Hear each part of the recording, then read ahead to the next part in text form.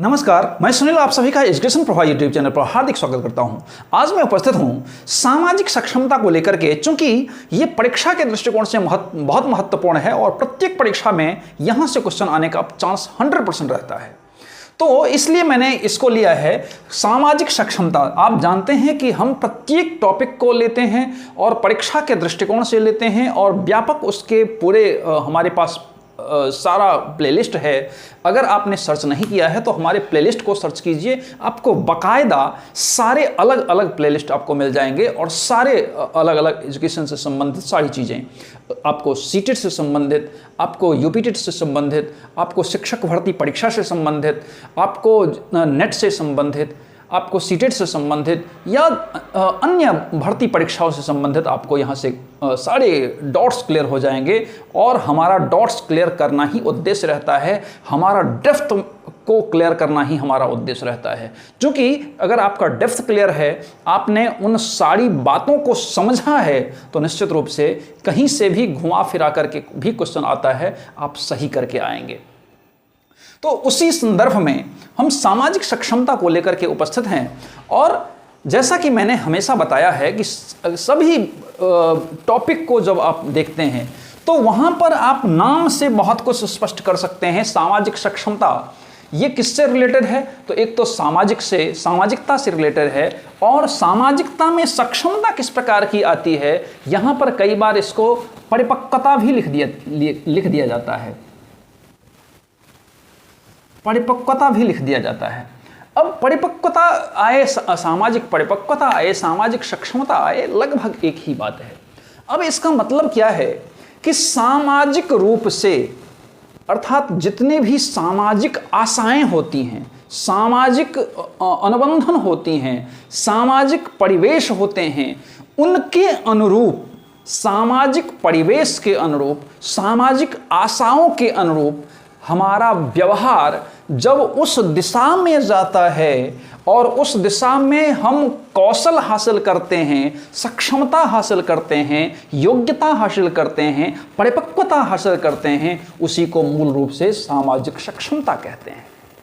अब इसमें बहुत सारे अलग अलग जो मनोवैज्ञानिक हुए हैं वो अलग अलग उन्होंने तर्क दिया है। जैसे सोरेनसन कहते हैं कि जिस प्रकार से सामाजिक गतिविधियों में हम विभिन्न मित्रों को अपने संबंधों के पृष्ठभूमि में बांध देते हैं, अर्थात जैसे हम अलग किसी परिवेश में जाकर के अपने मित्र को बनाते हैं, तो वहाँ मित्र को बनाना क्या है? संबंधों का एक व्यापक रूप देना होता है।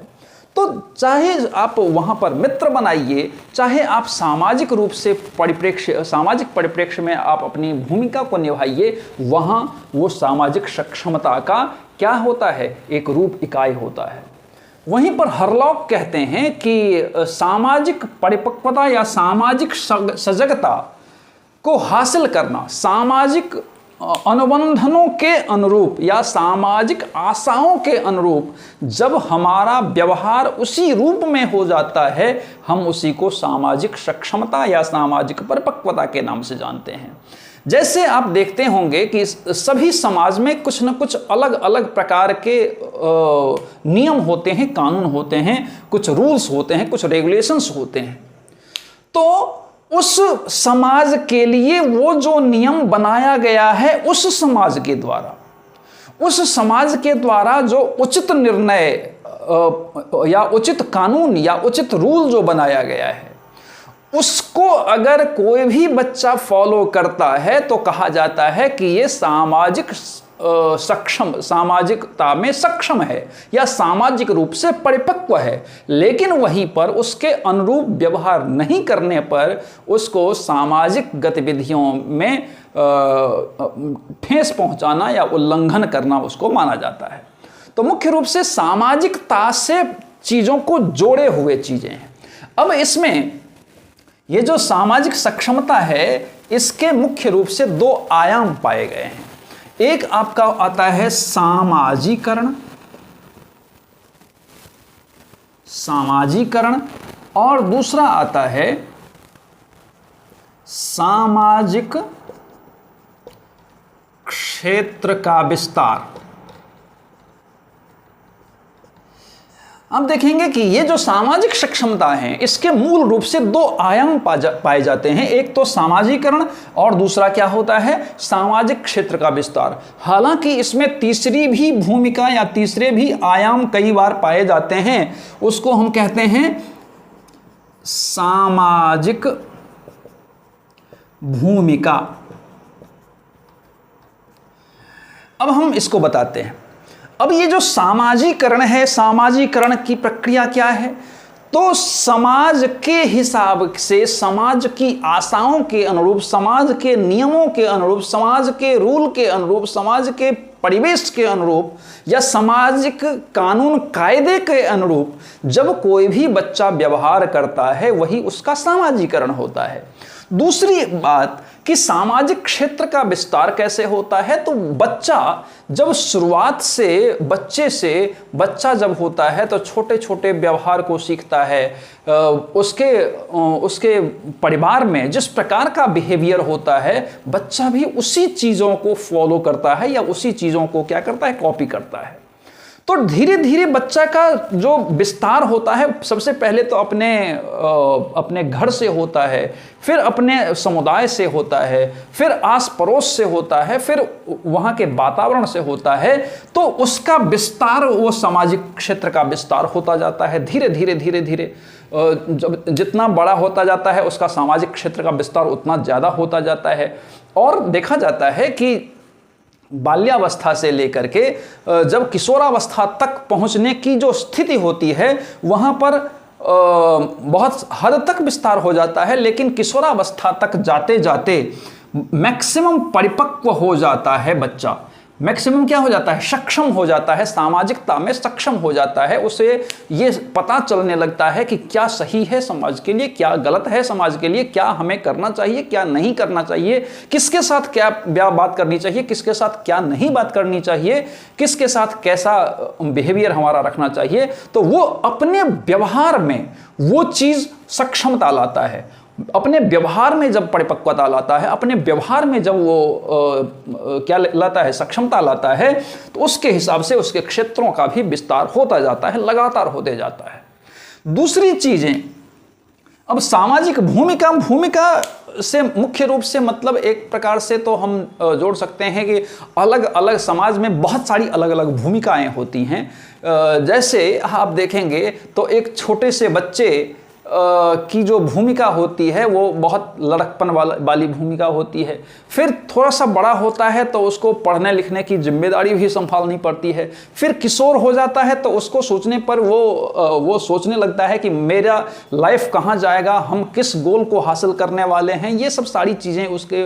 फिर वो अपने दोस्तों का दायरा भी बढ़ा लेता है, अपने सामाजिकरण का दायरा भी बढ़ा लेता है।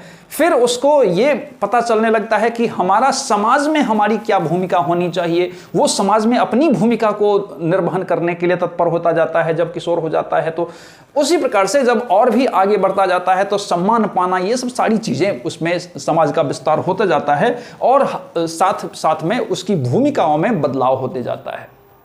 आप देखते होंगे जब बच्चा एक छोटा होता है तो कहता है कि मैं डॉक्टर बनूंगा। फिर जब वो बाल्यावस्था में आया तो कहता है कि मैं इंजीनियर बनूंगा। और जब वो ये किशोरावस्था को पार कर गया तो वो उसने कहा कि नहीं, मुझे प्रोफेसर बनना है। तो अलग अलग प्रकार से उसके आयाम भी बनते जाते हैं, उसकी अपनी भूमिका भी अलग अलग प्रकार की बनती जाती है। तो सामाजिक रूप से एक तो वो तो गोल से सेट संबंधित भूमिका हो गई, लेकिन सामाजिक परिवेश में भी हमारी भूमिकाएं अलग अलग प्रकार की होती है। कई बार हम बच्चों की भूमिका में होते हैं, कई बार हम पिता की भूमिका में होते हैं, कई बार जो लड़कियां होती हैं माता की भूमिका में, कई बार बहन की भूमिकाओं में, कभी भांजी की भूमिकाओं में, मतलब कभी माँ की भूमिकाओं में। तो इस प्रकार से अलग अलग भूमिका का निर्वहन करना होता है। अब अगर हम इस सामाजिक सक्षमता का अगर शैक्षिक परिवेश देखेंगे, शैक्षिक परिदृश्य देखेंगे, तो हम देखते हैं कि जब बच्चा जब अपने घर से स्कूल तक जाता है तो उसके सामाजिकरण का भी दायरा बढ़ता जाता है, सामाजिक क्षेत्र का भी विस्तार होता जाता है। वो अपने पीएस के अनुसार वो जिस प्रकार से वो वहाँ पर अनुकरण होता है वो अनुकरण करते जाता है, फिर बढ़ता जाता है, बच्चा बढ़ता जाता है और फिर उसके शैक्षिक रूप से उसका विस्तार होता जाता है, सामाजिक रूप से उसका विस्तार होता जाता है, उसकी गतिविधियों में परिवर्तन होता जाता है, उसके व्यवहार में परिवर्तन होता जाता है। तो शैक्षिक रूप से भी वो परिणत होते जाता है। जिस प्रकार की शिक्षा उससे मिलती जाती है वो तदनुरूप उसके शैक्षिक या सामाजिक परिवेश में भी बदलाव होते जाता है, उसके सामाजिक सक्षमता में भी बदलाव होते जाता है, उसके सामाजिक परिपक्वता में भी बदलाव होते जाता है। तो मुझे लगता है कि कम समय में आपने इन टॉपिक को बेहतर ढंग से समझा होगा। इसी प्रकार से पढ़ने के लिए आप एजुकेशन प्रवाह यूट्यूब चैनल को सब्सक्राइब कीजिए, लाइक कीजिए, शेयर कीजिए, कमेंट कीजिए और साथ ही बेल आइकन को जरूर प्रेस कीजिए ताकि आपको आने वाले सभी वीडियो मिलती रहे। धन्यवाद।